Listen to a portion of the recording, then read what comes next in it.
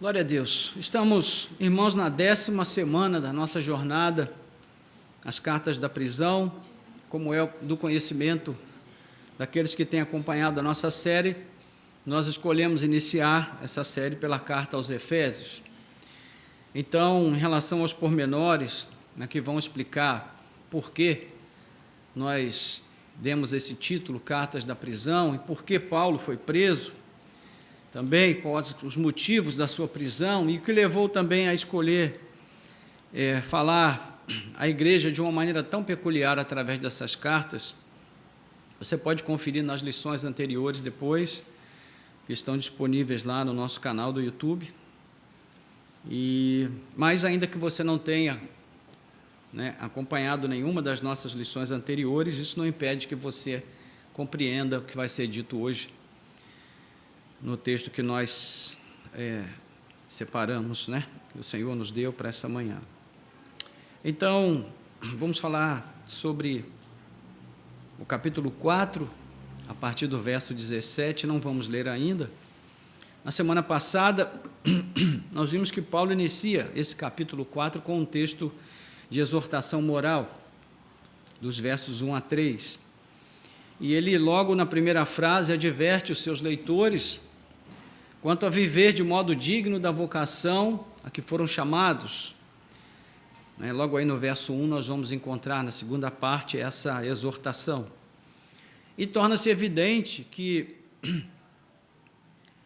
se existe um modo digno de viver a vocação cristã, então deve haver também um modo indigno, E quando o autor inicia o capítulo dessa maneira, a expectativa que a gente tem é que ele logo comece a descrever em termos pessoais, individuais, qual é o modo digno e o modo indigno de se viver a vida cristã. Mas não é isso que Paulo faz de imediato. Paulo gosta muito de usar um expediente que nós chamamos de parêntese ou digressão, onde o autor começa a falar de um assunto, aí antes de seguir com o assunto, ele dá uma parada e coloca um outro assunto que está correlacionado com aquele, mas não é aquele assunto especificamente que ele começou a tratar. Então, mais uma vez, Paulo vai fazer isso aqui, nós já vimos isso antes, mas ele vai fazer novamente aqui, a partir do verso 4, ele começa a falar ali sobre o dever do cristão de viver a vida comum da fé em unidade e maturidade. A grande preocupação de Paulo é com o bem-estar da igreja, e a base dessa exortação é a própria natureza da igreja. A natureza da igreja é centrada na própria natureza de Deus. A igreja é um só corpo em Cristo. Como Deus que a concebeu também é um só Deus. Deus Pai, Deus Filho e Deus Espírito Santo. Uma unidade em 3 pessoas distintas. E todos os que fazem parte da igreja dependem, então, inteiramente dessa fonte de poder que é a pessoa de Deus, Deus Pai, Deus Filho e Deus Espírito, e está sujeito a essa fonte, não só para receber poder, mas também como a sua fonte de autoridade, de direcionamento e de autoridade para exercer a sua função como igreja nesse mundo. Então, se a igreja estiver dividida, isso significa que ela está vivendo de modo contrário à sua própria natureza, que é uma natureza formada no contexto da unidade. E para capacitar a igreja a viver assim e alcançar a maturidade, então Cristo concedeu dons especiais aos seus membros, e esses dons deveriam levar ao aperfeiçoamento do povo de Deus, dos santos, de modo que eles pudessem desempenhar bem o seu serviço e promover, então, a edificação da igreja. Okay? Então, o propósito final é que cada parte contribua devidamente com os dons recebidos e a igreja efetue seu próprio crescimento em amor. É isso que nós vamos ver lá nos versos 15 e 16. Pois bem, na lição de hoje, Paulo retoma a conexão com o verso 1, e agora ele vai sim explicar o que significa viver de modo digno ou indigno da vocação cristã, e nesse ponto a carta vai enfatizar mais a responsabilidade moral, né, dos cristãos em nível individual do que a sua vida em comunidade, como igreja. E o texto começa mostrando qual é a forma errada de viver a vida cristã e depois o modo certo de viver a vida cristã. Então nós vamos ver como isso acontece na nossa leitura a seguir, e ela será feita então, como já falei, a partir do verso 17 até o verso 24. Na verdade, a porção que nós vamos examinar, ela vai do capítulo 4, verso 17, até o capítulo 5, verso 2, mas nós não vamos ter tempo de examiná-la toda hoje, portanto, nós dividimos em duas partes, vamos ver uma parte hoje e a outra parte no próximo domingo, ok?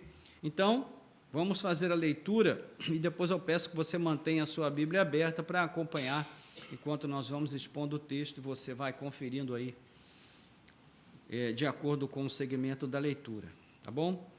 Passamos à leitura então. Verso 17 do capítulo 4. Isto, portanto, digo, e no Senhor testifico, não vivam mais como gentios, que vivem na vaidade dos seus próprios pensamentos, tendo o seu entendimento obscurecido, separados da vida de Deus, da vida que Deus concede, por causa da ignorância em que vivem pela dureza do seu coração. Tendo se tornado insensíveis, eles se entregaram à libertinagem, para de forma desenfreada cometer todo tipo de impureza. Mas não foi assim que vocês aprenderam de Cristo, se é que, de fato, ouviram falar dele e nele foram instruídos, segundo é a verdade em Jesus.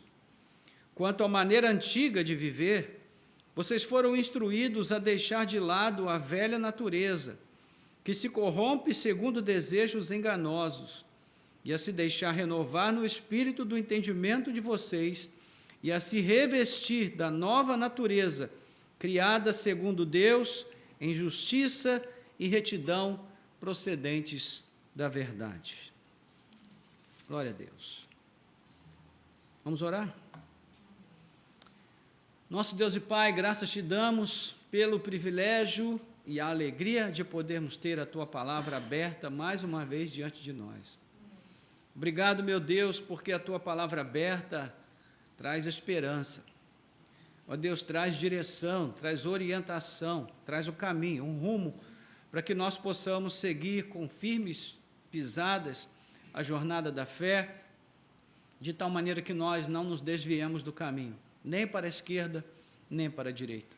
Tua palavra é reta, é pura, ó Deus, é inerrante, é infalível, é suficiente e autoritativa para dirigir as nossas vidas.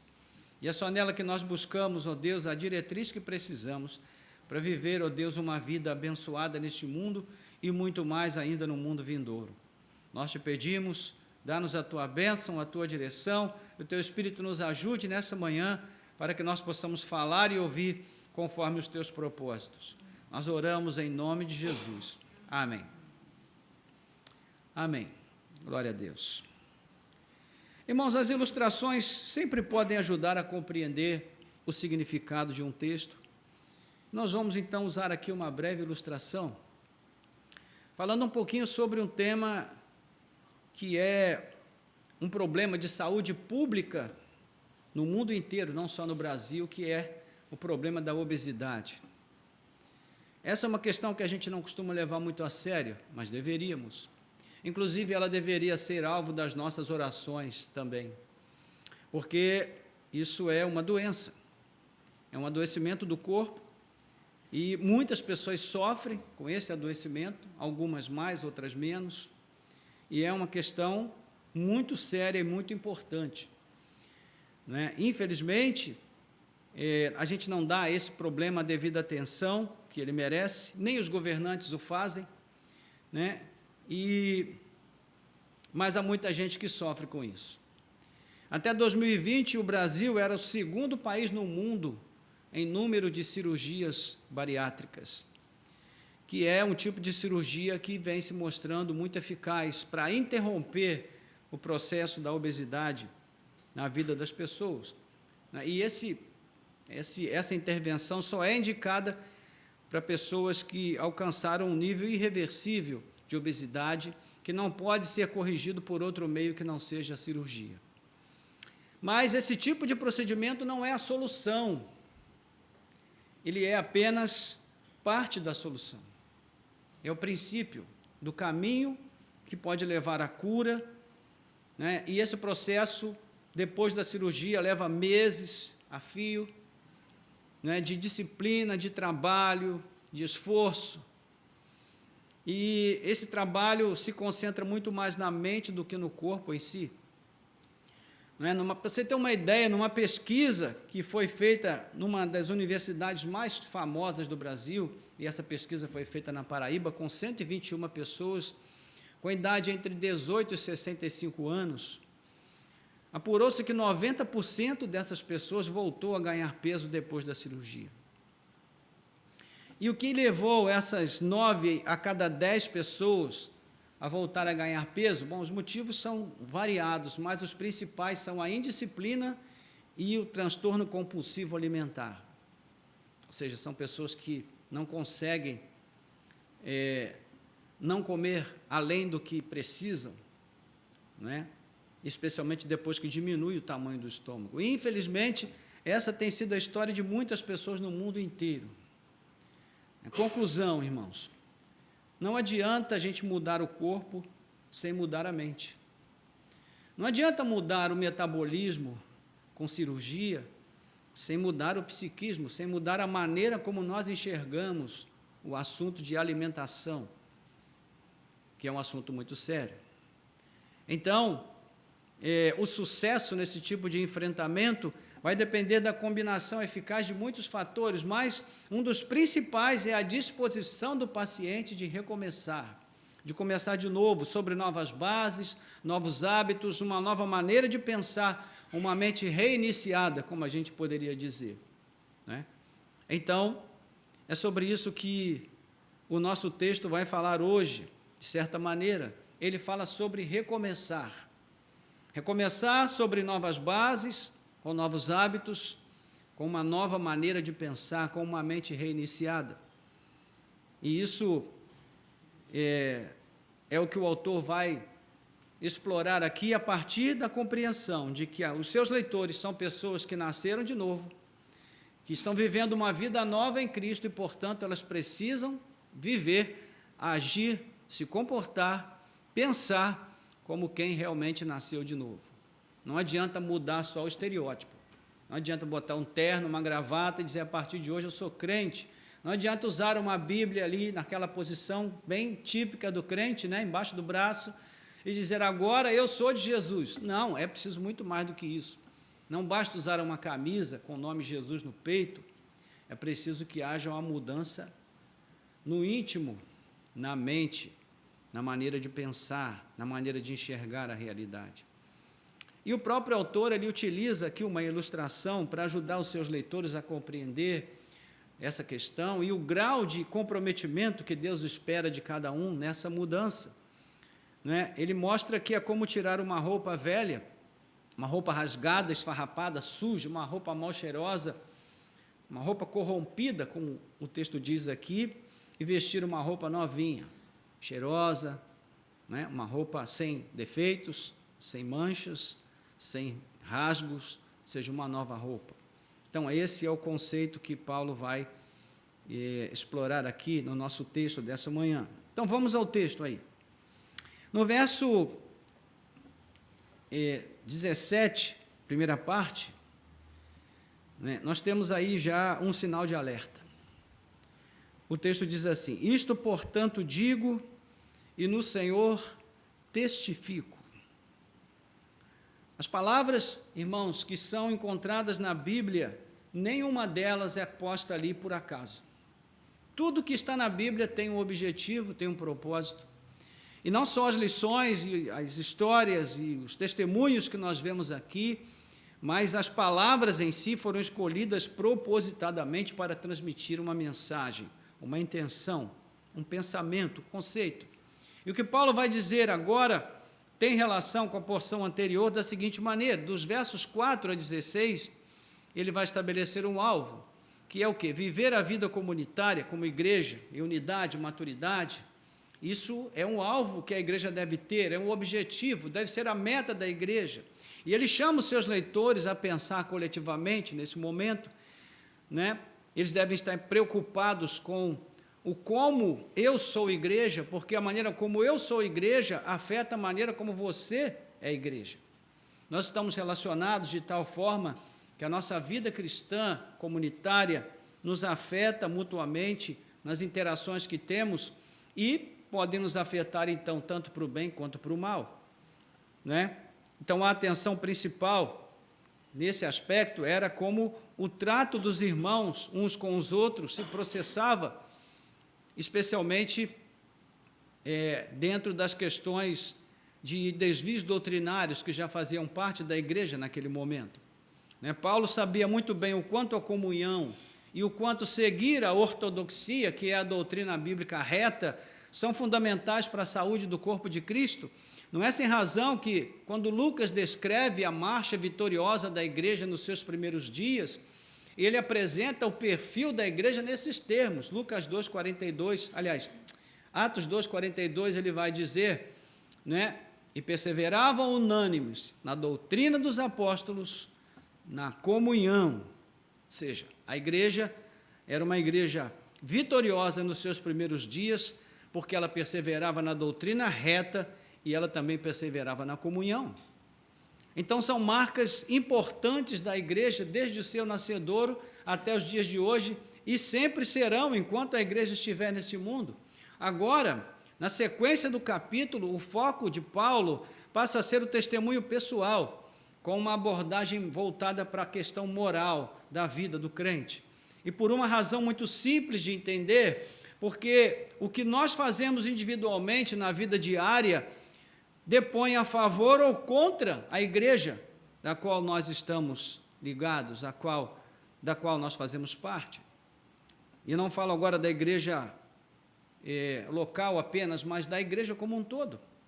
Você sabe, na prática, como isso funciona, não é? Se um crente lá no Acre pratica uma ação vergonhosa, escandalosa, repercute aqui na rua Fagundes Varela 406, repercute nas nossas vidas. Todos nós seremos julgados por esta ação. Se ele fizer o bem lá, ninguém vai falar sobre isso, nem vai chegar a público, mas se ele fizer o mal, de um modo ou de outro, as pessoas vão saber, e isso vai ser replicado e vai respingar na gente, porque todos são julgados por um. Não é assim que funciona, irmãos? Então, se o ideal é elevado, se o alvo ambicionado é unidade e maturidade da igreja, o testemunho pessoal deve ser considerado muito criteriosamente, porque só haverá crescimento saudável no conjunto, no corpo, se cada parte, se cada indivíduo contribuir para que isso aconteça. Então, agora a preocupação vai com o que acontece na vida do cristão, além dos muros da igreja, da congregação, ou seja, na sua vida cotidiana, no trabalho, na vivência diária que ele tem com as pessoas, nos relacionamentos familiares, né? E nós podemos perceber a seriedade com que Paulo trata esse assunto, justamente nessa palavra de alerta com a qual ele inicia a sua exortação. Ele diz: isto, portanto, digo e no Senhor testifico. Nós temos aqui uma evocação de autoridade e a seguida de um reforço. Primeiro ele diz: eu digo, eu quem? Eu, o prisioneiro no Senhor, como ele vai se apresentar no verso 1 do capítulo 4. não é? Paulo é um mártir vivo. Os seus sofrimentos são sinais da sua lealdade a Cristo e também mostram a sua comunhão com Jesus. Ou seja, esses sofrimentos, essa condição de mártir que Paulo vive nela, dá a ele autoridade apostólica. Por isso ele coloca essa expressão, eu digo, sou eu que estou dizendo, eu, Paulo, prisioneiro no Senhor. Mas ele quer reforçar a sua referência de autoridade, então ele acrescenta, eu testifico no Senhor. O que isso quer dizer, irmãos? Quer dizer o seguinte, o que eu digo, diz Paulo, eu faço na autoridade que o Senhor me confiou e no interesse da sua obra. Ou seja, então ouçam o que eu estou dizendo, prestem atenção, porque o que eu estou dizendo deve ser ouvido e deve ser guardado. O tom aqui é de advertência. Não é? Levem em conta a palavra que eu estou dizendo, porque ela é a palavra de Deus. Vocês devem se submeter a ela, por justa submissão à vontade de Deus. Não é? Então, o pastor pietista luterano chamado Johann Bengel, ele definia esse tipo de exortação paulina mais ou menos assim. Ele diz, quando Paulo admoesta, ele o faz de modo que os seus leitores possam agir livremente, no caso da admoestação. Quando ele encoraja, ele o faz de tal maneira que eles ajam de determinado modo, com alegria, ou seja, ele dá uma direção para que eles façam o que ele pede com alegria no coração. Mas quando ele testifica, ele espera que os seus leitores obedeçam reverentemente ao que foi prescrito, com o devido respeito à vontade de Deus. Fecha aspas. Então é o caso aqui. O caso aqui não é nem uma admoestação, nem um encorajamento. O caso aqui é uma palavra de exortação. Ele está testificando, ele está dizendo para os irmãos, obedeçam, porque isso é palavra de Deus. Ok? Então, irmãos, já uma primeira lição que aprendemos é que, assim como os leitores de Paulo, nós faremos bem se recebermos as palavras que fluem do púlpito, da pregação, não é? Quando ela é uma pregação íntegra do Evangelho, uma palavra de Deus que vem da Bíblia para nós, nós devemos nos submeter a ela, como palavra de autoridade sobre as nossas vidas. Amém. Ok?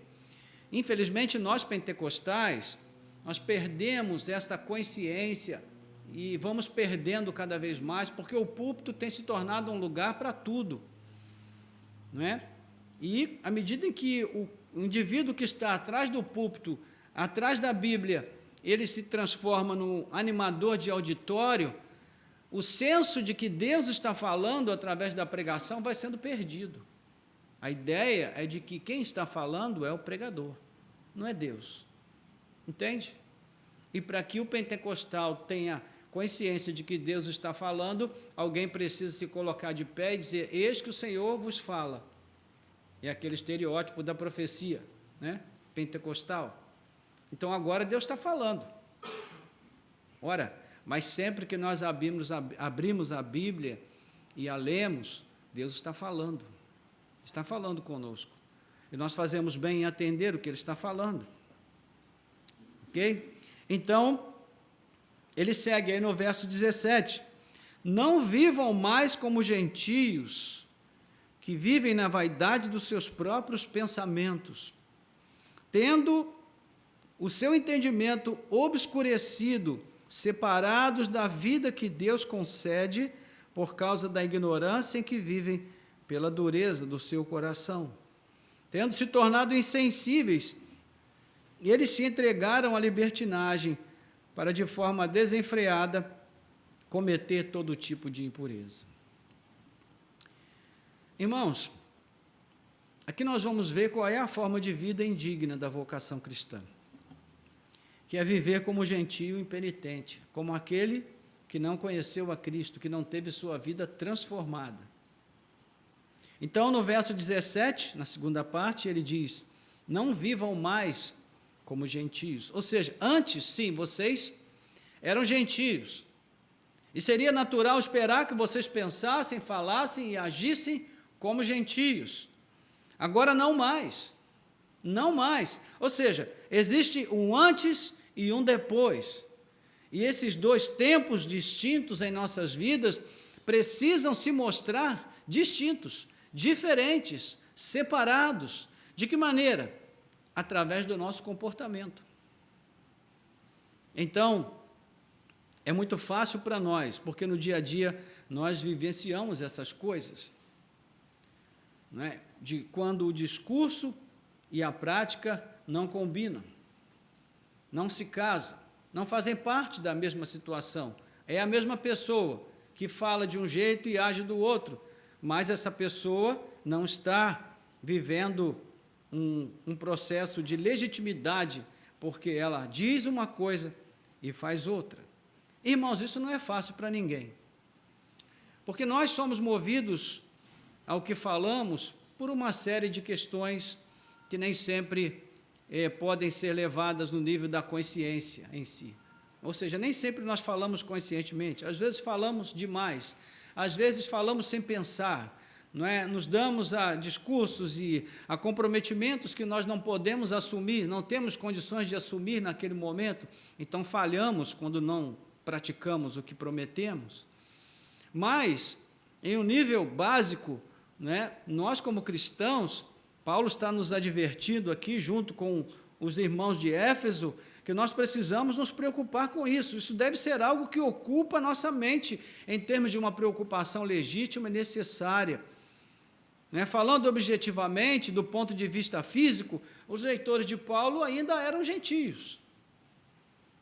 Pelo fato de eles terem se juntado a uma igreja, se unido a uma igreja, pelo fato de eles agora estarem em Cristo, isso não transformou nenhum deles em judeus.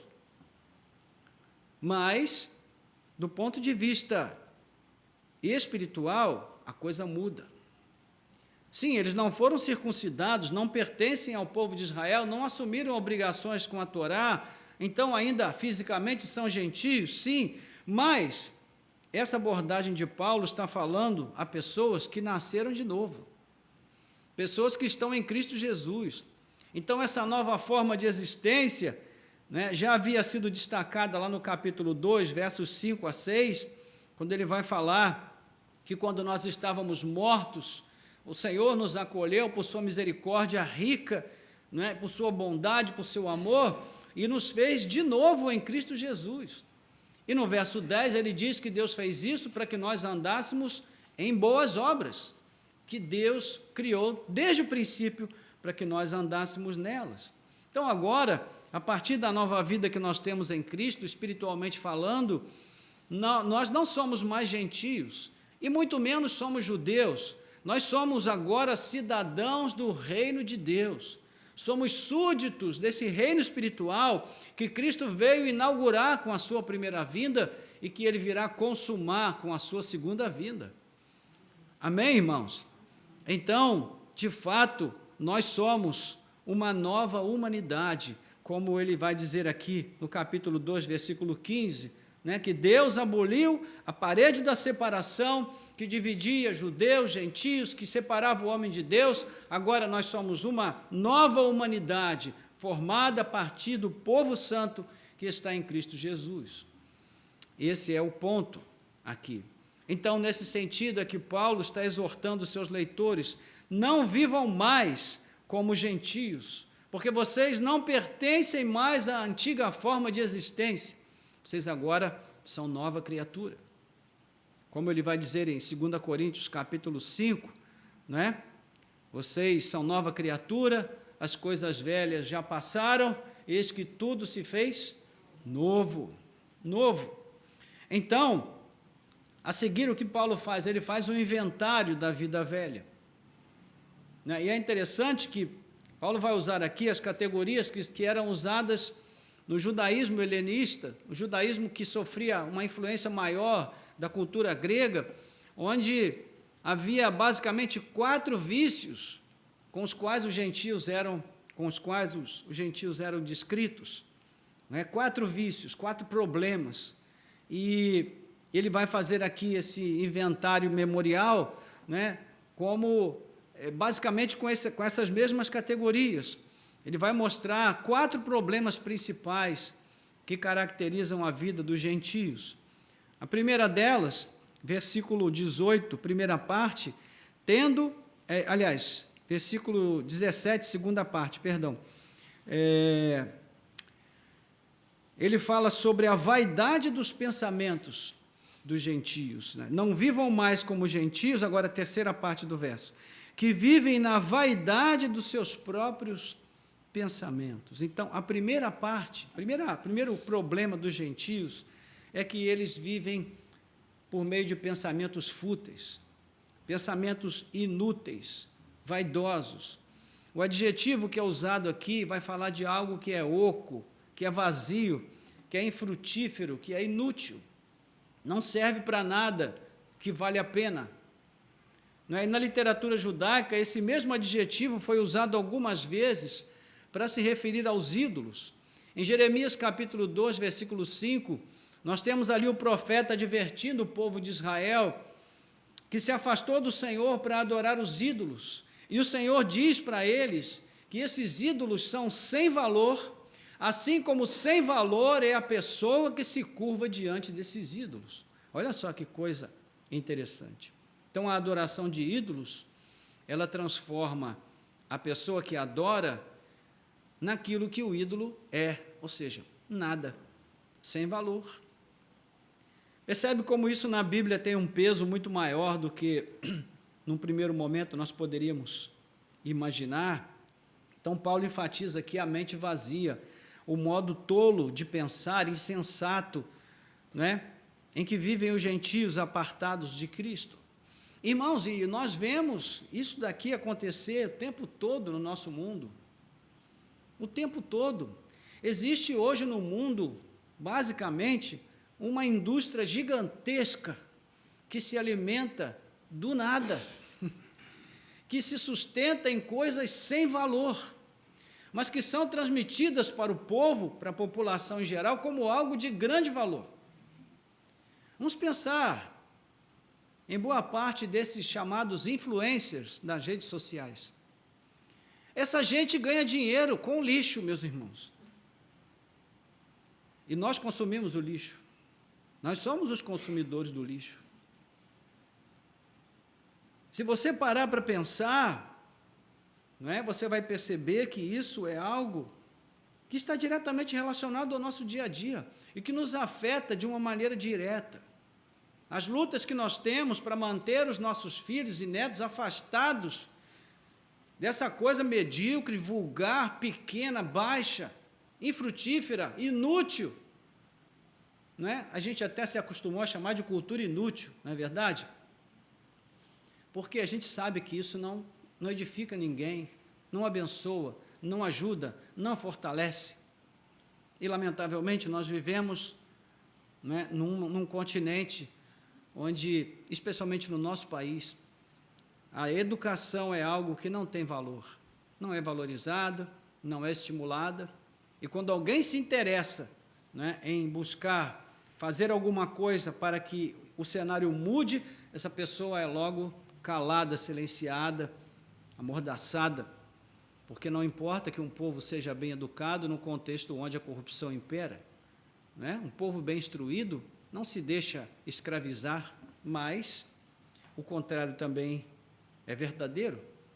Então, Paulo está falando sobre esse tipo de situação, sobre o pensamento inútil, sobre a mente fútil, a futilidade. Futilidade são coisas que não têm valor em si mesmas. São coisas que você pode até considerar que essas coisas tenham valor, mas em si mesmas elas não têm nenhum valor. São coisas fúteis, que não são coisas importantes, que não contribuem para o crescimento de uma pessoa.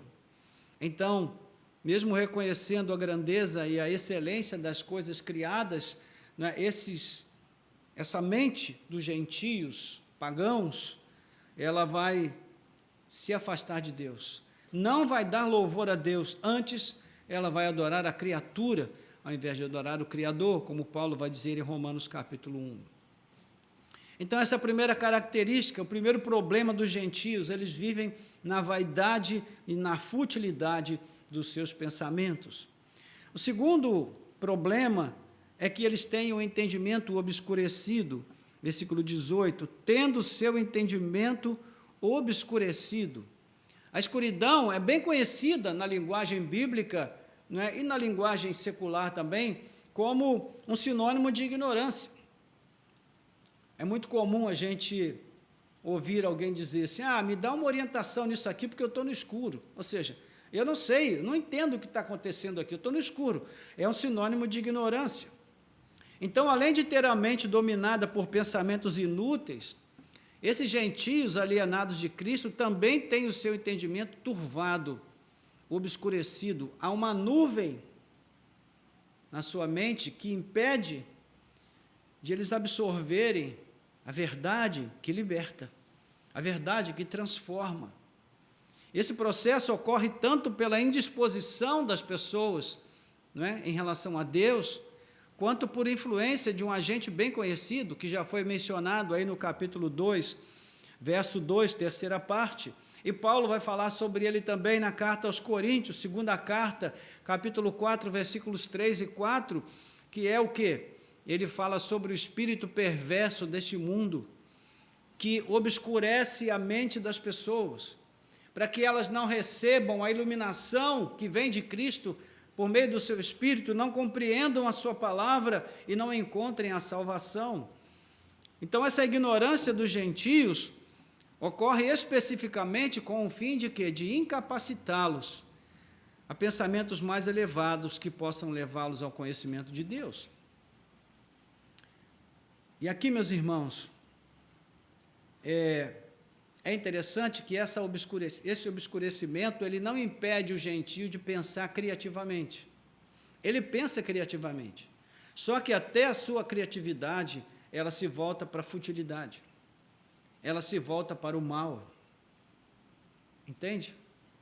Então, não é uma questão de falta de inteligência, mas falta de discernimento espiritual, né? De criar sempre meios novos e originais de pecar contra Deus. Meus irmãos, é justamente nesse sentido que nós sempre estimulamos a busca pelo conhecimento, não pelo conhecimento em si mesmo, mas pelo conhecimento que leva a Deus, ao conhecimento de Deus. Pela leitura que pode edificar a nossa mente, o nosso coração. Quem aqui já teve a experiência de assistir um filme e depois tentar ler um livro sobre o qual o filme foi baseado? Quem já teve essa experiência? O que você achou da sua experiência? Diferente, né? A minha pergunta é, você criou algum personagem quando você estava lendo? Ou os personagens que vieram à sua mente foram os personagens do filme? Hein? Do filme. Por que você não criou nenhum personagem enquanto você estava lendo? Porque o filme já te deu os personagens. Então, a tua leitura, ela não trouxe uma contribuição para o desenvolvimento da tua criatividade. Porque o filme já te deu os personagens. Mas quando você lê um livro, sem ter assistido o filme, o que a tua mente faz? Ela cria os personagens. Ela trabalha com o livro, ela interage com o texto. Então, além de você adquirir conhecimento, a sua mente está num processo de exercício, você está exercitando a sua mente está crescendo, ela está desenvolvendo, porque ela está trabalhando constantemente com o livro. Mas, quando nós assistimos o filme e depois vamos ler o livro, é como se a nossa mente, os nossos olhos estão lendo, mas a nossa mente está como morta. Ela não está interagindo, ela não está produzindo nada, ela só está colocando no livro, né, despejando sobre o livro aquilo que o filme te deu. Percebe a diferença? Então, irmãos, essa é a questão que está sendo colocada aqui. Né? A mente corrompida, a mente obscurecida, é uma mente que não tem nenhuma vontade de crescer, de se desenvolver. ela está perfeitamente confortável em receber do sistema o que o sistema dá a ela e reproduzir aquilo, em busca de um prazer momentâneo, de uma satisfação momentânea das suas necessidades. Não é? Mas tem um terceiro problema aqui dos gentios, e a gente vai observar aqui, não é, que o texto ele vai aumentando de intensidade. Esses gentios que vivem na vaidade dos seus pensamentos, que têm seu entendimento obscurecido, eles também são separados da vida que Deus concede por causa da ignorância em que vivem pela dureza do seu coração. Então, é interessante que aqui nós temos a causa efetiva de todos os outros problemas, que é o quê? A separação de Deus. Paulo vai usar as mesmas palavras que ele usa para falar da vida do crente antes de Cristo o acolher em seu aprisco, lá no capítulo 2, versículo 12, né? Ele vai usar basicamente as mesmas palavras. Ele diz, naquele tempo vocês estavam sem Cristo, separados da comunidade de Israel, estranhos às alianças da promessa, não tendo esperança e sem Deus no mundo. Observe que nessa alienação, nós estávamos privados da vida que Deus prometeu ao povo da aliança, né, conforme Deuteronômio 30, 15 a 20, quando o homem escolhe a Deus, o homem escolhe a vida, né, e quando ele escolhe não ter uma relação com Deus, ele escolhe a morte. Isso vale tanto para gentios quanto para judeus, e são duas as razões dessa alienação dos gentios. A primeira é a ignorância em que vivem, já falamos da ignorância, mas Paulo não quer aqui desculpar os gentios por serem ignorantes. Não, eles, coitados, são ignorantes. Não, a ideia é mostrar que, o que nós já explicamos antes, não é? Sua mente obscurecida, ela se torna incapaz de alcançar a compreensão de que precisam de Deus. Elas precisam conhecer a Deus, mas isso não faz parte das suas metas para a vida, do seu interesse. Elas são indesculpáveis. Por quê? Porque, embora elas tenham visto a divindade de Deus e o poder de Deus por meio das coisas criadas, não o adoraram, não se voltaram para Ele. Então, a criação, irmãos, é uma sentença para aqueles que não querem saber de Deus. Porque a criação mostra que Deus se revelou a todos, o suficiente para conduzir todos a buscá-lo e a entregarem suas vidas a Ele. Mas a maior parte escolhe não fazer isso. Então, nesse sentido, a segunda razão aqui coopera com o entendimento da primeira, que é o quê? A dureza de coração. Essa foi uma das censuras mais mordazes, mais agudas de Jesus aos fariseus e escribas, durante os muitos debates que Jesus teve com eles, falando sobre a dureza do coração deles. Como é que Jesus aplicava essa censura? No sentido de um sono, de um entorpecimento, de um estado de dormência. E essa é a forma como Paulo coloca também aqui a dureza de coração dos gentios alienados. O pecado pôs os seus corações em um estado de inércia em relação a Deus, e esse estado é produzido tanto pelo próprio Deus, né? Conforme Jesus vai dizer em João capítulo 12, verso 40, aplicando ali Isaías, o texto de Isaías capítulo 2, quando ele fala que Deus, né, enviou aos homens esse obscurecimento para que eles ouvissem a palavra e não a entendessem, e não a recebessem, e com isso não se arrependessem e fossem salvos. O que Jesus quer dizer com isso, irmãos? Jesus está falando ali da eleição incondicional, mas ele também está falando da responsabilidade humana, porque o homem escolhe também por sua vontade consciente, né? Hebreus capítulo 4, versículo 7 vai dizer isso. Hoje, se vocês ouvirem a voz do Senhor, não endureçam os seus corações. Ou seja, é uma liberdade que nós temos de fazer uma escolha. Podemos endurecer o coração ou podemos abrir o coração para Deus. E, por fim, o quarto problema é a licenciosidade. É o último problema apontado aqui por Paulo como consequência, né, de tudo isso que nós já temos visto, essa dureza de coração, os gentios acabam se entregando a uma vida de licenciosidade. É comum entre os gentios alienados de Deus a prática de todo tipo de devassidão, de hábitos sexuais pervertidos, desregrados e até animalescos. Todo senso de decência já foi perdido aqui no caso. Eles vivem em um estado de inconstância em relação aos seus próprios pensamentos e sentimentos, um estado de uma certa inconsciência quanto a outra forma de vida que se pode escolher. Então eles se entregam a um desalento total, a um desânimo que os leva a desacreditar que exista outra possibilidade para eles que não seja essa vida perdida, pervertida. E a descrição que Paulo faz aqui, então, esse inventário da vida velha, obedece a uma espiral descendente do ponto de vista moral.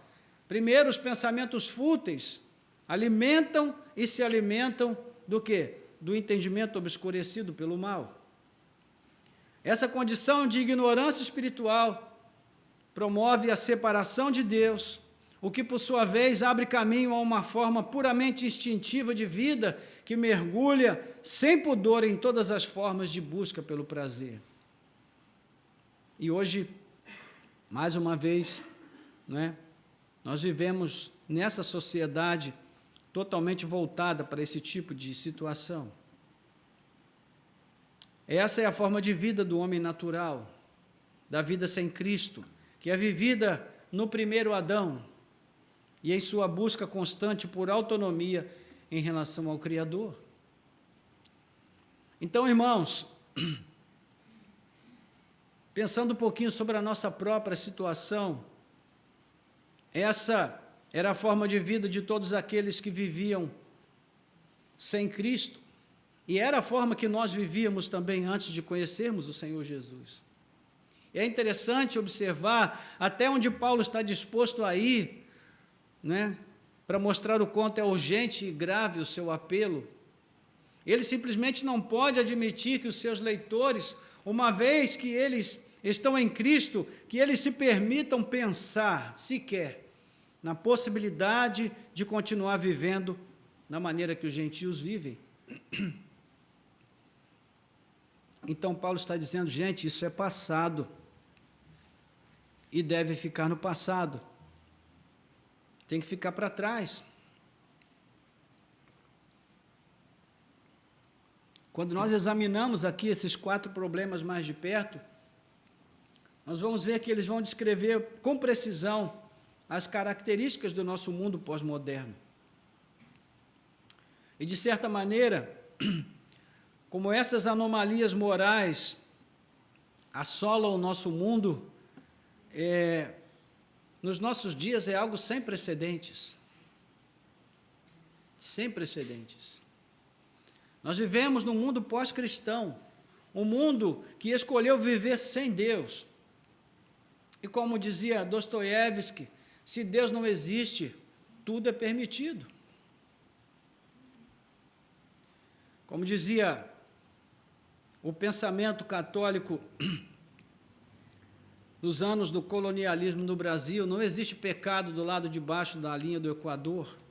Ou seja, o pessoal que vive lá não é gente, não fala a nossa língua, não tem a nossa cultura, nós não entendemos o significado das coisas que eles dizem e pensam, então não são gente. Se não são gente, podem ser usados da maneira que nós quisermos, porque não existe pecado. Esse é o pensamento que existe hoje. Se Deus não existe, então não existe pecado. Existem erros, mas afinal de contas, quem não erra? Não é? Então, irmãos, esse alerta é mais atual do que nunca. E prestar atenção nessas palavras, fazer delas um norte para a nossa vida, é algo que se torna vital neste momento. Aqui está a possibilidade de nós escaparmos, desprendermos a nossa mente desse processo de escravidão intelectual, emocional, que está sendo imposto ao mundo hoje em dia. Então, acima de tudo, Paulo ele não se limita a expor o problema, mas ele também mostra a solução. Então, nós vamos ver aí nos versos 20 e 21.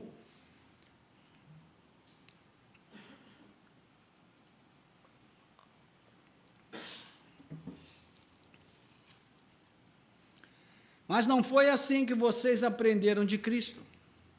Se é, de fato, que vocês ouviram falar dele e nele foram instruídos segundo é a verdade em Jesus. O comportamento cristão, irmãos, vai totalmente na contramão do que Paulo acabou de descrever.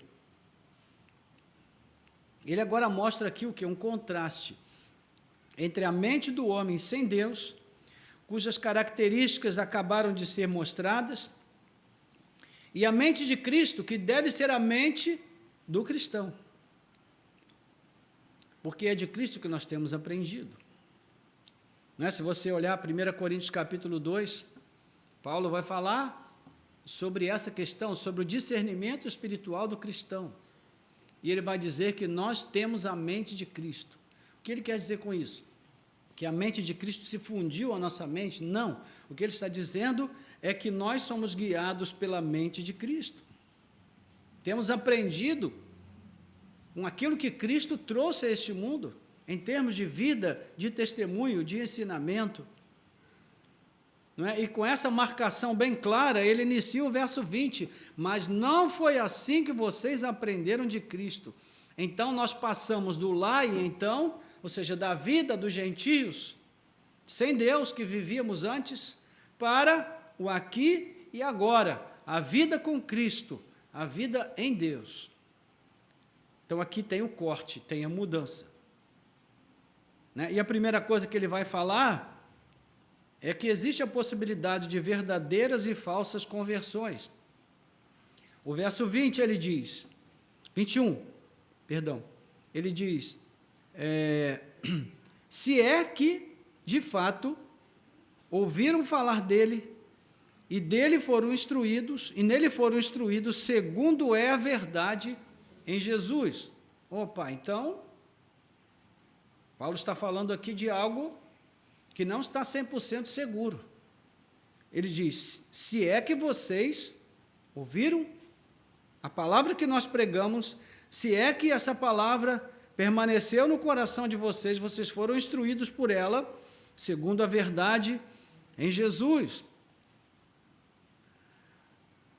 Talvez a versão antiga, né, da tradução que nós temos aqui, seja mais fiel ao texto original, porque a versão antiga diz,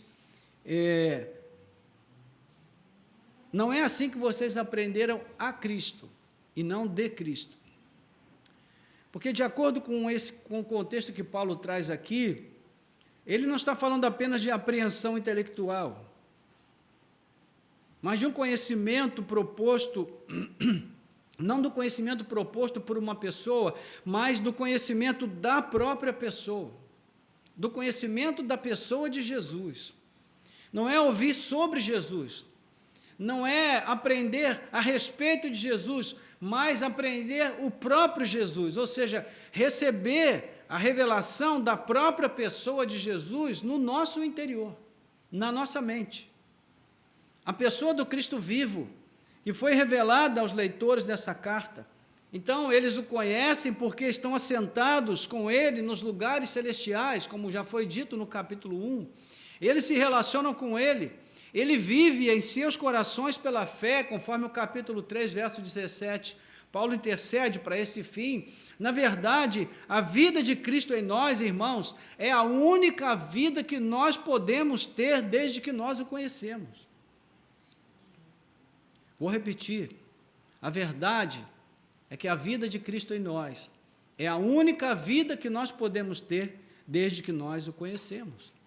Gálatas 2, versículo 20, Paulo diz, já não sou eu quem vive, mas Cristo vive em mim. Por que Paulo disse isso, irmãos? Hoje as pessoas usam isso como aquele jargão que mostra o quanto nós somos fiéis a Deus, e aí colocam lá nas redes sociais, essa frase. Mas por que Paulo disse isso? Paulo disse isso porque para ele isso era a mais pura verdade. Ele tinha plena consciência de que ele não podia ser um servo útil sendo Saulo. Ele precisava ser um homem novo.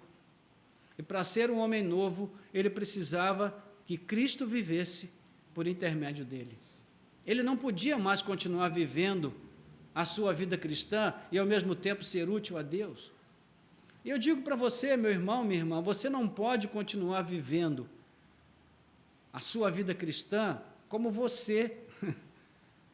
Você só pode viver se Cristo viver através de você. Assim você pode viver a sua vida cristã com sucesso, sendo bem-sucedido. E o que eu chamo de sucesso aqui é uma vida fiel a Deus, comprometido com a vontade de Deus, com os propósitos de Deus, uma vida de serviço dedicado a Deus. Sim, eles ouviram a doutrina de Cristo, aprenderam com o que Cristo ensinou, guardaram em seus corações, sim, mas, sobretudo, eles absorveram a própria pessoa de Cristo nas suas vidas. Essa é a expectativa que o apóstolo Paulo tem, e é só por isso que ele pode dizer a eles: não vivam mais como gentios, porque, do contrário, isso seria inútil. Porque se Cristo não estiver vivendo em nós, irmãos, a única coisa que nós podemos fazer é viver como gentios. Então, é a vida de Jesus em seu ministério terreno que está em destaque nesse ponto. O conceito da imitação de Cristo, da imitação de Deus, que está presente aqui de modo implícito e vai ser exposto à frente de modo explícito. Lá no versículo 32, o apóstolo Paulo vai dizer assim: pelo contrário, sejam bondosos e compassivos uns para com os outros, perdoando uns aos outros, como também Deus, em Cristo, perdoou vocês. Ou seja, é um processo de imitação. Não somos nós, olhando no espelho. No final aqui do nosso texto, da porção que nós vamos examinar até o final do domingo que vem, ele diz: e vivam, versículo 2 do capítulo 5, e vivam em amor, como também Cristo, aliás, versículo 1, portanto, sejam imitadores de Deus como filhos amados, e vivam em amor, como também Cristo nos amou e se entregou por nós como oferta e sacrifício de aroma agradável a Deus. Ou seja, é imitação. É engraçado que quando a gente é criança, os nossos pais nos recriminam por querer imitar os outros, né? Pelo menos na minha casa era assim. Eles ainda usavam uma linguagem bem convincente. Você parece um macaco de imitação. Não sei aqui quantos conhecem essa frase, mas na minha época de infância isso era dito toda hora. Parece um macaco de imitação. Mas a nossa vida cristã, irmãos, esse é o padrão que nós devemos viver. Nós somos imitadores. Como cristãos, nós só podemos viver o que Cristo, determina para nós como uma vida válida, útil e cristã, se nós o imitarmos, se nós tivermos como objetivo e propósito imitar a Cristo. Portanto, a expectativa que Paulo tem é que os seus leitores tenham passado por esse processo, e que eles considerem que esse processo está em andamento na vida deles e precisa ser continuado. Ele começa com um corte radical, que interrompe a vida do crente, que é o quê? Uma vida no curso deste mundo, conforme nós vimos no capítulo 2, verso 2. E agora ele dá início a um novo caminho, a uma nova jornada. É como a história da cirurgia que nós falamos no início. A cirurgia não é todo o processo. A cirurgia é o quê? Um corte. Interrompe um processo e dá início a um novo processo. É o que acontece na nossa relação com Deus. É importante que saibamos que a exortação aqui começa com uma palavra grega que deve ser traduzida por andar. Então, a advertência é: não andem mais como os gentios. A vida cristã é assemelhada diversas vezes, irmãos, no Novo Testamento, a um caminho. Na verdade, antes de nós sermos chamados de cristãos, lá no capítulo 11 de Atos dos Apóstolos, a nossa identificação mais primitiva era os do caminho. Você vai ver isso em Atos capítulo 9, versículo 2, né? Você vai ver também no capítulo 24, versículo 16, quando Paulo diz que perseguia o caminho, com C maiúsculo. O que ele quer dizer? Eu persegui a igreja, eu persegui aqueles que estavam a caminho. No caminho de quem? De Cristo. Nós estamos seguindo. Veja que Cristo nos chama para uma caminhada. Ele diz: quem quiser me seguir, tome a sua cruz. Aliás, quem quiser vir após mim, tome a sua cruz e siga-me. Então, Jesus está nos convidando para essa caminhada, mas nós não podemos continuar andando como andávamos no passado. Então, já a caminho de concluir, viver a vida cristã, irmão, significa tomar uma decisão consciente de deixar um caminho para seguir outro, totalmente diferente. É por isso que Jesus se apresenta como o bom pastor, e é Ele mesmo quem nos guia nesse novo caminho. Não é só existe vida cristã autêntica se nós passarmos por esse processo. O pensamento de Paulo aqui é baseado em lógica, né? E essa lógica tem 7 pontos. Primeiro, houve um encontro real da pessoa com Cristo. Segundo, nesse encontro se revelou graciosamente a presença de Cristo à vida daquela pessoa. Terceiro, a pessoa em questão se arrependeu sinceramente dos seus pecados. Quarto, ela tomou a decisão de viver uma vida rendida a Cristo como seu único e suficiente Salvador e Senhor. Quinto, a pessoa passou a um discipulado consistente que mostrou a ela a verdadeira face de Deus em Cristo e ela foi batizada. Sexto, ela passou a ser instruída segundo a verdade revelada em Cristo nos Evangelhos. E sétimo, ela assumiu um compromisso sério de viver para a glória de Deus, tendo Cristo vivo em seu coração por meio do Espírito. Então, Paulo traz aqui o que ocorre nas verdadeiras experiências de conversão a Cristo, nas vidas de pessoas que realmente foram transformadas. Mas, como nós vimos no verso 20, no verso 21, ele deixa ali implícito que podem haver falsas conversões. Não é? Pode ser que não haja uma experiência genuína. Em Atos, mesmo no capítulo 18, né, versículos 24 a 28, nós vamos ver que a experiência de Éfeso era uma experiência ainda muito imperfeita, muito insuficiente naquele momento, uma experiência superficial e carente de maior instrução, quando Apolo chega na cidade e começa a instruir a igreja no caminho. E é interessante que o próprio Apolo não tinha uma formação completa. E quando ele começa a instruir a igreja, Priscila e Áquila, que eram um casal cheio de Deus, do Espírito Santo, chamam ele e dizem: Apolo, a gente tem que te dar um toque aqui num aspecto e outro, porque tem uma parte ou outra aí que o teu discurso não está bem ajustado. E então o texto diz que eles instruíram Apolo naquilo que ele ainda não conhecia, porque ele só conhecia o batismo de João.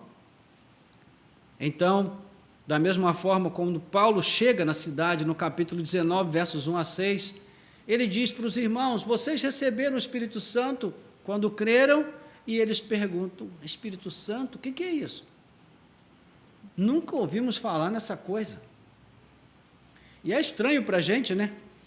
Pensar em alguém que nunca ouviu falar no Espírito Santo, mas a gente está falando, irmãos, no século I da era cristã, da caminhada da igreja, e nós estamos vendo ali um processo muito inicial. Então, no tempo que essa carta foi escrita, haviam se passado 7 anos ou mais da última visita de Paulo àquela cidade, portanto, muita coisa havia mudado. E sim, era possível que ainda houvesse pessoas que não haviam realmente passado por um processo de conversão. É possível que isso aconteça na igreja. O que o texto nos ensina é que o falso entendimento a respeito de Jesus e as falsas conversões também podiam acontecer naqueles dias. Na semana passada nós vimos quando Paulo fala sobre as falsas doutrinas e o espírito do erro, já operante na igreja, capítulo 4, verso 14. Isso sem falar no ensino judaizante, no tradicionalismo cerimonialista que estava se espalhando pelas igrejas da Ásia. A gente vai ver isso em Colossenses capítulo 2, versos 8 a 23. Então, seria bem possível que dentre os leitores de Paulo houvesse aqueles que não foram instruídos segundo a verdade em Jesus e que não tivessem passado realmente por uma experiência de conversão. Então, a intenção de Paulo não é semear a dúvida, mas é levar cada leitor a um autoexame, onde cada um olha para dentro de si e se questiona: será que eu realmente me converti? Será que a minha vida foi transformada realmente por Cristo? Será que eu interrompi o processo em algum momento? Então, irmãos, nós precisamos levar em conta essa questão. A nossa conversão começou no dia em que nós fomos acolhidos por Cristo, mas ela vai durar até o fim dos nossos dias neste mundo.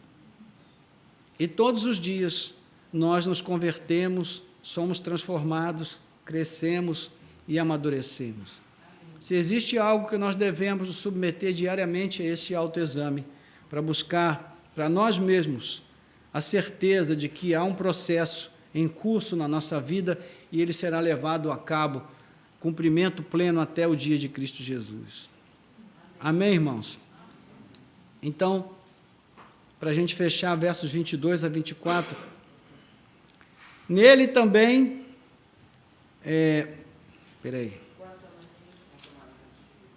eu virei a página aqui ou ela virou com o vento?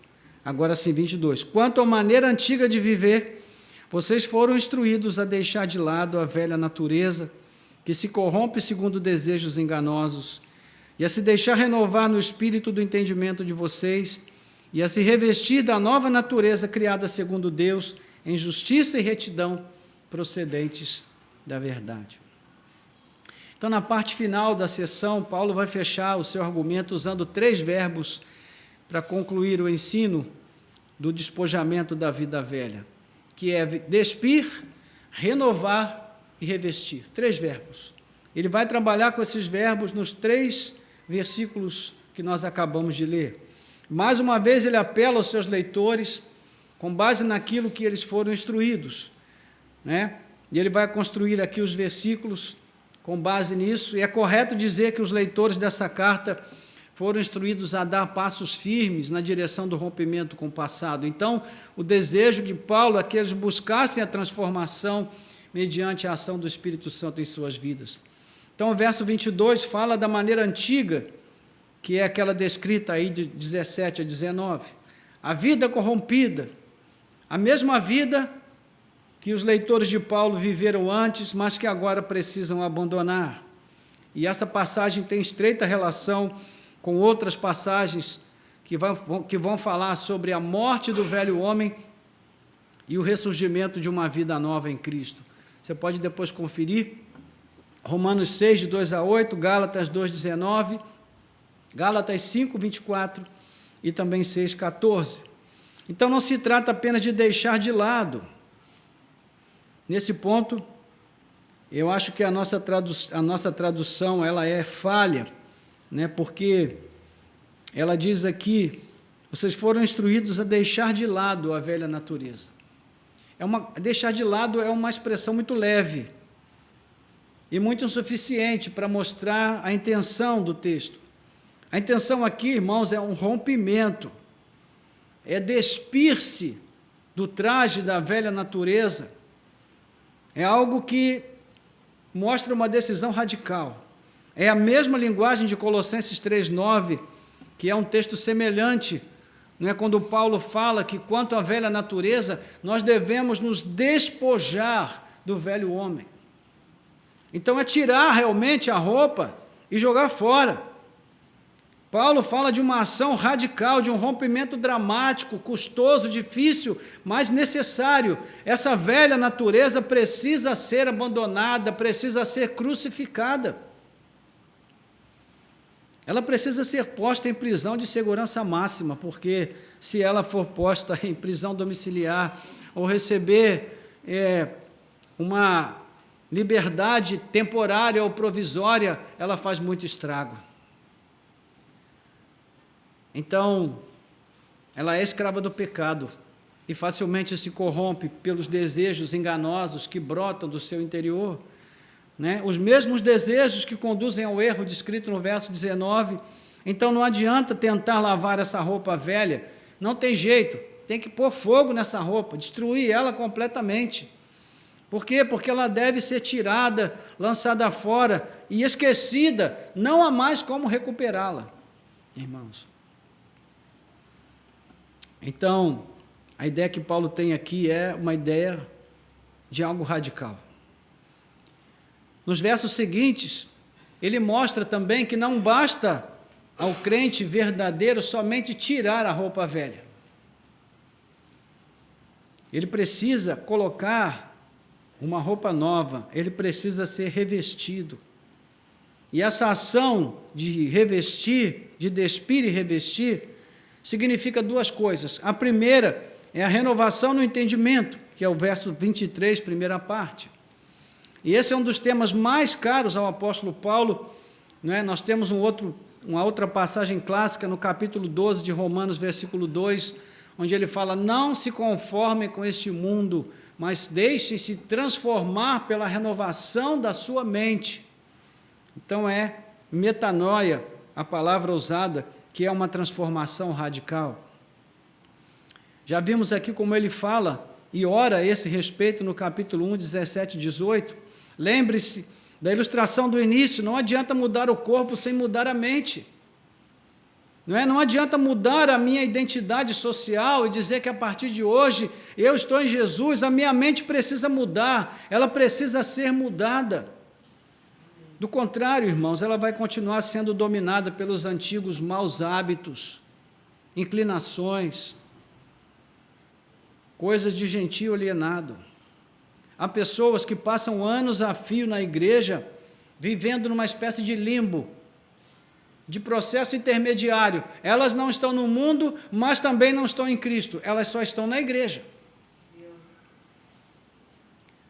Isso é terrível, porque é melhor que uma pessoa esteja de uma vez no mundo, porque só assim ela tem a oportunidade de ser transformada, mas quando ela vem para a igreja, mas não vem para Cristo, aí ela está num estado muito perigoso, porque ela pode passar a vida inteira se enganando e enganando, mas no fim, esse engano vai ser revelado. Isso não vai ser oculto para sempre. Isso acontece porque elas vieram para a igreja, mas nunca se despiram da velha natureza. Eu gosto da linguagem, agora, uma vez que fiz crítica, vou fazer um elogio. Eu gosto da nossa linguagem aqui, nesse ponto, porque ela capta bem o sentido da voz passiva que o texto original traz. Ela diz: deixar-se renovar, ou seja, deixem-se renovar. Não são vocês que vão se renovar, é o Espírito Santo que vai renovar vocês, mas vocês precisam deixar isso acontecer. É preciso abrir o coração, a mente. Ou seja, nós precisamos nos abrir para isso. E como fazemos para nos abrir? Com o coração disposto, irmãos. Com oração, com leitura bíblica, com humildade, com convívio diário com as coisas do alto. É assim que nós nos abrimos e deixamos que esse processo de renovação aconteça em nós. E é dessa forma que nós vamos nos despindo e, ao mesmo tempo, nos revestindo até chegar ao dia perfeito.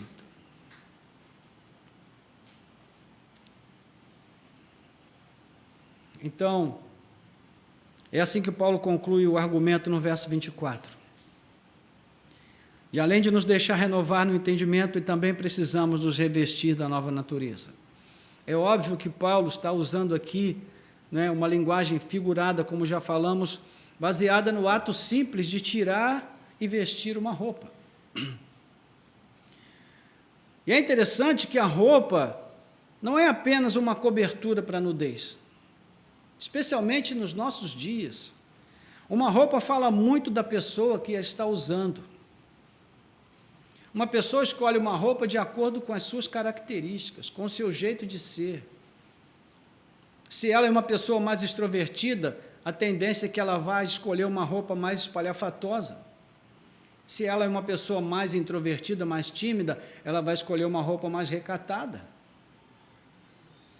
Se ela é uma pessoa que tem a tendência a ser mais autoconfiante, a roupa vai falar dessa autoconfiança.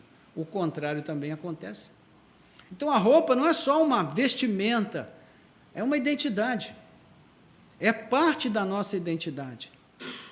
Não é? Hoje em dia, a roupa é quase uma extensão da nossa personalidade. E às vezes, as pessoas já colocam uma determinada peça de roupa para chocar, né? Para transmitir uma mensagem.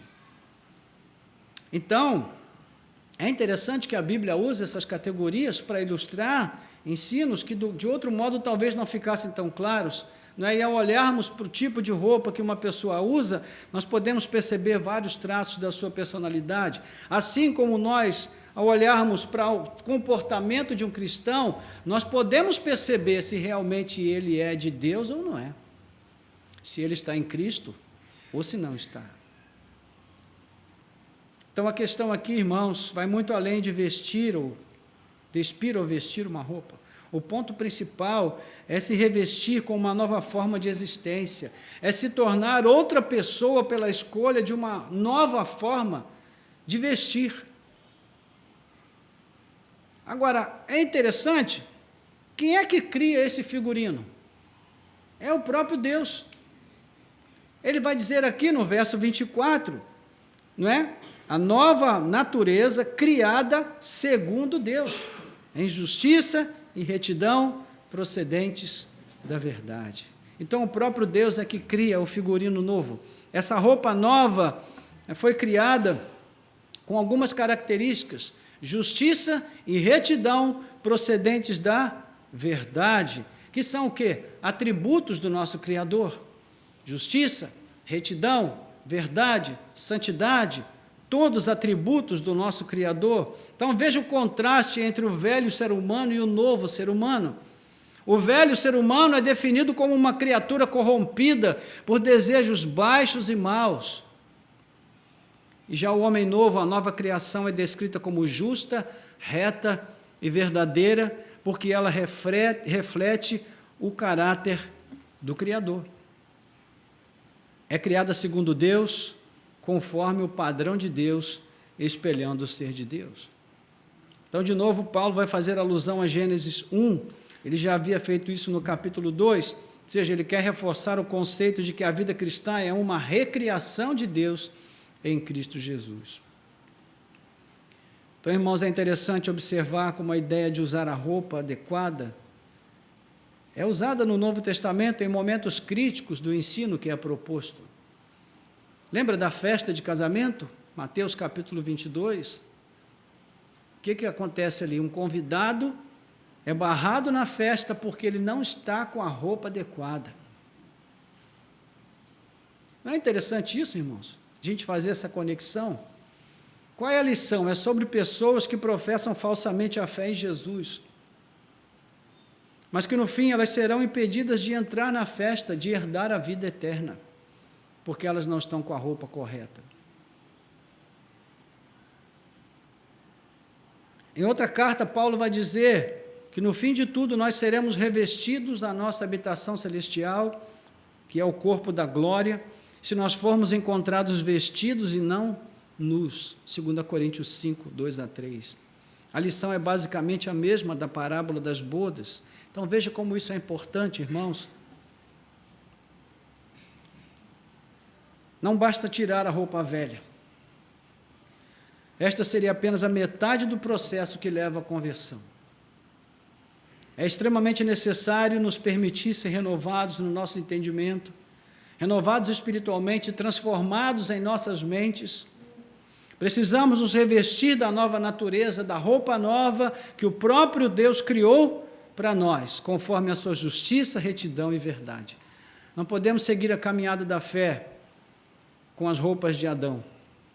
Caso contrário, nós podemos ser barrados na festa. E essa vai ser a maior tragédia de todas. Então, conclusão: vida nova, roupa nova.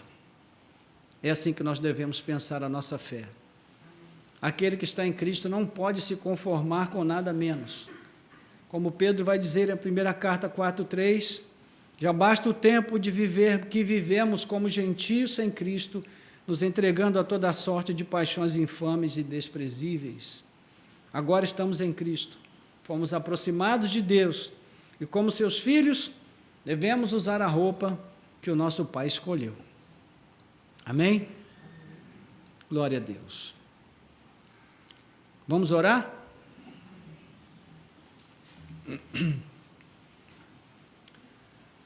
Senhor, nosso Deus e Pai, em nome de Jesus, queremos te louvar, te bendizer, pelo privilégio de podermos, mais uma vez, pensar à luz da Tua Palavra, Senhor. Te agradecemos pelo texto sagrado, pelas lições que Ele nos traz nesta manhã, e suplicamos que o Senhor possa aplicar cada uma delas aos nossos corações de uma maneira efetiva e eficaz, de modo que nós sejamos transformados. Não queremos, ó Deus, usar a roupa de Adão, porque ela é uma roupa esgarçada, esfarrapada, suja, com a qual nós não poderemos entrar na festa. Queremos, ó Deus, ser revestidos de Cristo. Queremos ser revestidos da sua santidade, da sua pureza, do seu próprio ser, porque não podemos viver, ó Deus, a vida cristã de forma correta, autêntica, verdadeira, se Cristo não viver dentro de nós, se Ele não for formado dentro de nós, se Ele não viver por nosso intermédio. Não podemos viver, ó Deus, a vida cristã por nós mesmos, porque por nós mesmos só podemos viver como gentios. Mas se Cristo viver em nós, aí sim poderemos viver para a sua honra e para a sua glória. Então te pedimos, Senhor, que Cristo viva em nós, que o Teu Espírito possa trabalhar diariamente em nosso interior para transformar a nossa mente, o nosso pensamento, a nossa maneira de entender a realidade ao nosso redor, aquilo que nos cerca, sendo iluminados, ó Deus, pela instrução que vem da Tua Palavra.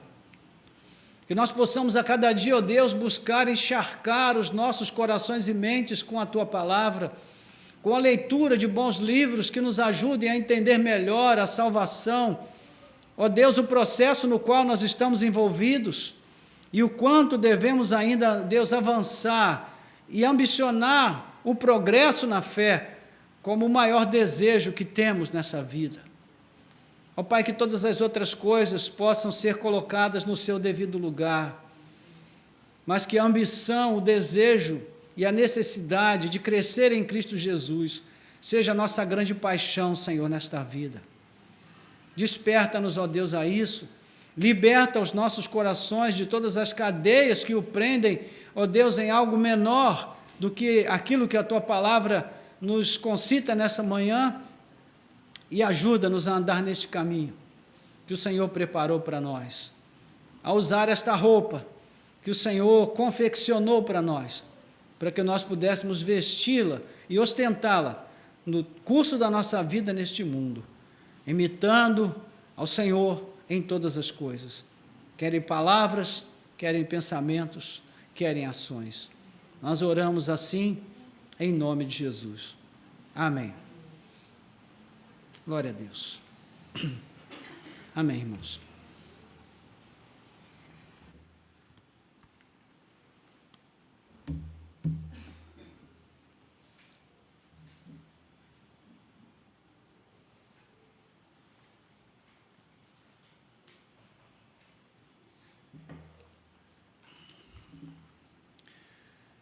Muito bem.